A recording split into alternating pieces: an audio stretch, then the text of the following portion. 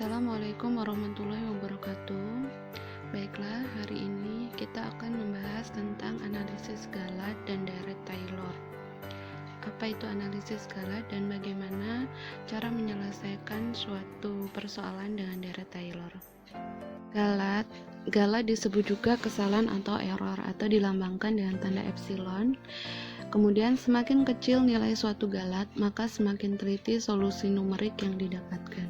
Secara umum, terdapat 3 sumber utama penyebab galat dalam perhitungan numerik, yaitu galat bawaan, galat pembulatan, dan galat pemotongan. Galat bawaan adalah galat dari nilai data. Galat tersebut bisa terjadi karena kekeliruan dalam menyalin data, salah membaca skala, atau kesalahan karena kurangnya pengertian mengenai hukum-hukum fisik dari data yang diukur. Sedangkan galat pembulatan adalah galat yang terjadi karena tidak diperhitungkannya beberapa angka terakhir dari suatu bilangan.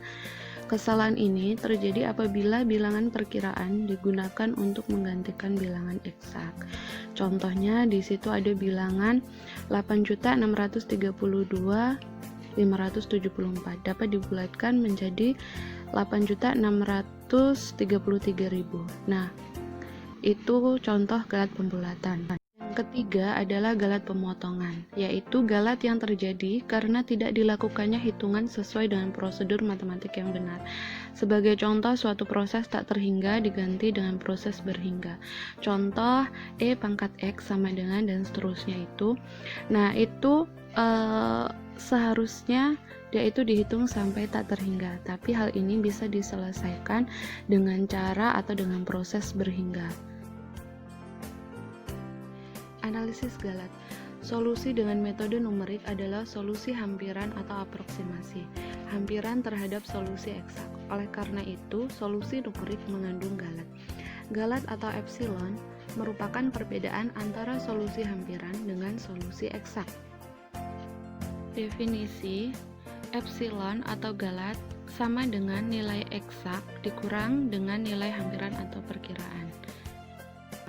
Sedangkan galat mutlak adalah bentuk mutlak dari galat itu sendiri.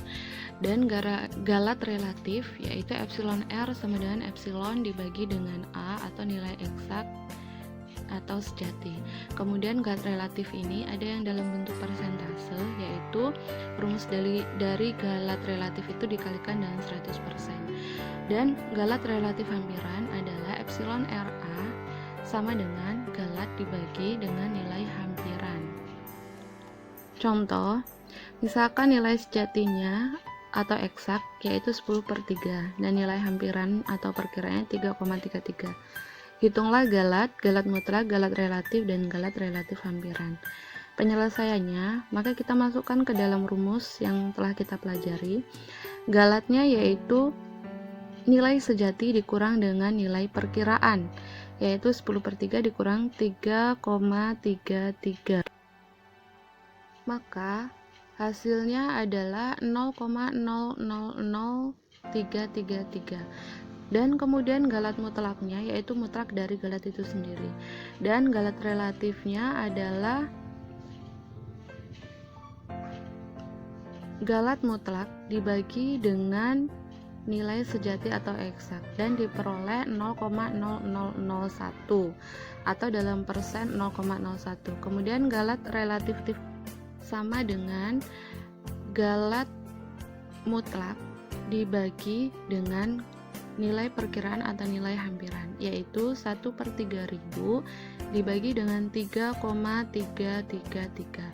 Hasilnya 1/9999. Deret Taylor. Deret Taylor merupakan dasar untuk menyelesaikan masalah dalam metode numerik, terutama penyelesaian persamaan diferensial. Deret Taylor berguna untuk menghampiri fungsi ke dalam bentuk polinom. Fungsi yang rumit menjadi sederhana dengan deret Taylor. Definisi deret Taylor. Andaikan f dan semua turunannya f aksen, f2 aksen, f3 aksen menerus di dalam selang AB, misalkan X0 anggota AB, maka untuk nilai X di sekitar X0, X anggota AB, Fx dapat diperluas atau diekspansi ke dalam deret Taylor, atau dapat didefinisikan dalam sebuah rumus pada PowerPoint yang ada. Contoh, hampiri fungsi Fx sama dengan sin X ke dalam deret Taylor di sekitar X0 sama dengan 1. Penyelesaiannya, Fx sama dengan sin X. Turunan pertama sin X adalah cos X. Turunan kedua dari sin X adalah min sin X. Turunan ketiga adalah min cos X. Dan turunan keempat adalah sin X. Kembali lagi ke bentuk awal. Nah, kemudian kita masukkan ke dalam rumus yang tadi, sehingga sin X sama dengan sin 1 ditambah X min 1 per 1 faktorial, cos 1 plus X min 1 kuadrat per 2 faktorial, dan seterusnya. Kenapa sin 1? Karena X0 dimisalkan 1, dan X min 1 itu diperoleh dari rumus X min X0 dan seterusnya. Bila dimisalkan X1 nya sama dengan H, maka akan diperoleh sin X sama dengan sin 1 ditambah H cos 1. H cos 1 itu karena X min 1 nya diganti H. H per 1 faktorial berarti 1 faktorialnya kan 1, H per 1 1. Kemudian X min 1 nya juga diganti H, karena dia X min 1 kuadrat makanya H kuadrat, dan 2 faktorialnya itu sama dengan 2, dan seterusnya.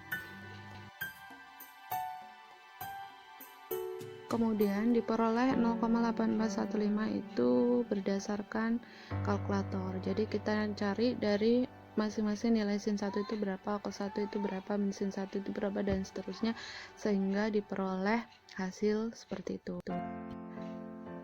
Kasus khusus terjadi jika X0 nya sama dengan 0. Kalau yang tadi itu kan X0 nya sama dengan 1.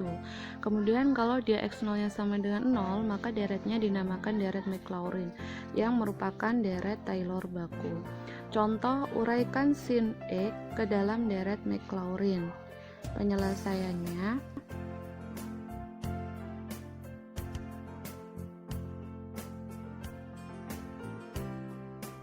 sin X sama dengan sin 0 ditambah X min 0 per 1 faktorial, cos 0, dan seterusnya. Nah, kenapa di situ langsung X jawabannya? Karena sin 0 itu kan 0, makanya 0.